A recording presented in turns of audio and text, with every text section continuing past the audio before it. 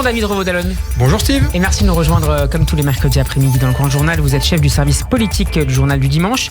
Et David, vous nous parlez cet après-midi de l'agenda d'Emmanuel Macron qui depuis quelques semaines ressemble de plus en plus à un président hyperactif. Et oui Steve, il s'occupe de tout et aussi du reste. Pendant sa campagne pour sa réélection l'an passé, Emmanuel Macron, souvenez-vous, avait pris l'engagement de changer, de finir avec cette verticalité du pouvoir tant critiqué depuis 2017, de rompre avec son usage jugé jupitérien de la pratique politique. Là, un an après sa reconduction à l'Élysée, l'intéressé semble avoir renoué avec sa méthode de toujours, et presque en pire. En pire, est-ce que vous n'exagérez pas un petit peu, David ? Non, que l'on en juge par son hyper-activité récente. 4 interviews en 4 jours, 6 déplacements sur le terrain en 3 semaines, d'un bout à l'autre du pays, et des expressions sur des thématiques aussi variées que la réforme du lycée professionnel, la santé, les urgences, la réindustrialisation, l'industrie verte, l'économie, j'en passe et des meilleurs.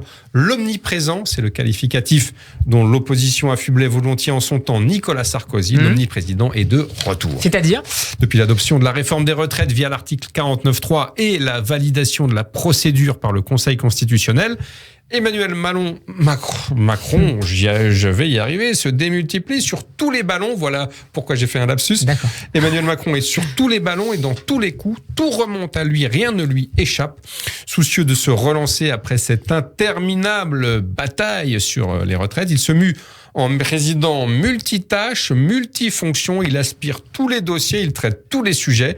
Ses ministres avaient déjà du mal à exister, Steve. Ils n'ont désormais plus le moindre espace, l'oxygène politique minimal pour pouvoir continuer à respirer politiquement. Des noms, David, des noms, à qui est-ce que vous pensez précisément ? À beaucoup, quasiment à presque tous les ministres, à part Bruno Le Maire, Gérald Darmanin, Gabriel Attal et quelques autres. Je pense surtout aux 2 ministres les plus emblématiques de cette incapacité à s'imposer du fait de cette position de surplomb du président. Je pense à Pape Ndiaye et François Braun, respectivement ministres de l'Éducation nationale et de la Santé, qui sont, je le rappelle, en charge de 2 des 3 dossiers prioritaires de ce second quinquennat avec l'écologie. Force est de constater qu'ils se trouvent dans l'incapacité de sortir de l'ombre du chef de l'État qui accapare, truste, monopolise la moindre des annonces. Pour eux, remplir leur feuille de route se révèle une mission politique impossible.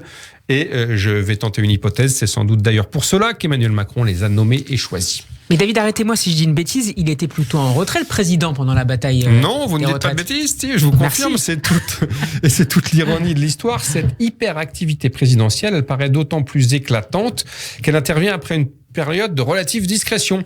Pendant ces 4 mois de bataille sur la réforme, Emmanuel Macron, il avait pris le parti de se faire discret sur le terrain national et était conscient que chacune de ses apparitions risquait de cristalliser, d'hystériser encore un peu plus le débat. C'était à la charge d'Elisabeth Borne de piloter les opérations au jour le jour, d'assumer la très forte impopularité de la réforme et à l'arrivée d'en payer l'addition qui se soldera sans doute par un départ de Matignon à l'été ou à l'automne.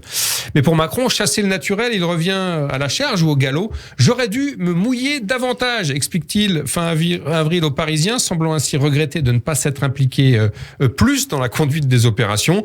Et dans le même mouvement, donc, si je suis son raisonnement, déplorer que la chef du gouvernement, les ministres, les parlementaires n'aient pas été en mesure de faire passer dans l'opinion cette réforme, comme s'il n'y avait que lui pour bien faire le job. On ne se refait pas. Emmanuel Macron, c'est son mot sur les amateurs. Absolument. Emmanuel Macron, pendant sa campagne de 2022, souvenez-vous, avait pris l'engagement de changer. On n'était pas obligé de le croire. En tout cas, le pari a été tenu. Il a changé, mais pas dans le sens escompté, puisqu'il en fait toujours plus. Merci David. On peut réécouter votre intervention en podcast sur radioj.fr et en vidéo sur notre page YouTube. Nous serons demain en compagnie d'Arlette Chabot. David, ne partez pas néanmoins dites-nous un dernier mot sur l'émission politique du soir.